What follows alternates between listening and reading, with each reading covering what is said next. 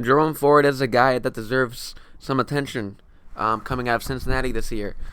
So his football career, Jerome Ford is a four-star that ends up at Alabama, which seems to be a common thing among every running back ever. In 2018 at Bama, he is seventh in rushing yards as a freshman, behind freshman Brian Robinson. In 2019, he is fourth in rushing yards as a sophomore, behind Brian Robinson Jr. and freshman Keelan Robinson. The scene is looking a bit grim for Jerome Ford as a sophomore. So, as a third-year freshman, he transfers, he burns his red shirt, yada yada yada yada. No, he doesn't burn his red shirt, yada yada yada yada yada. 2020, he's a third-year freshman, outproduced by Jared Dokes at Cincinnati, but is much more efficient. Jared Dokes, of course, goes on to play in the NFL for the Dolphins as a seventh-round pick.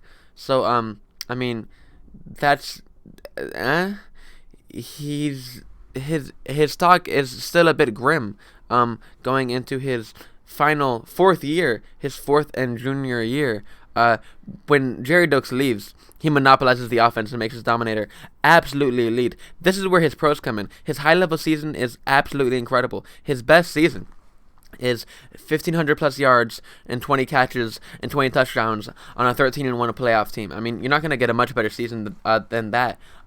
You're not going to get a much better single season, rather, than that in this class. And he has more than adequate size, speed, at 210, running a 4.46, which is in the 86th percentile. And he was more efficient than his peers throughout his career. So given these three things, he's a very intriguing prospect to just analyze. However, there are a couple cons on his resume as well. One of them being that he was bullied out of touches. He had to leave Bama and then waited until Dokes left before he was able to monopolize the offense. And he was never able to clear out the competition and say, hey, I'm this dude. He didn't break out until NFL Comp cleared out and he was 22 years old. So he's a grown-ass man running against college kids. It kind of makes sense that he played well, but nonetheless, he played very, very, very well.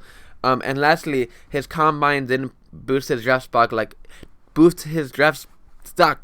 it potentially could have. His low agility and burst keeps his ADP around the 140s as we speak today.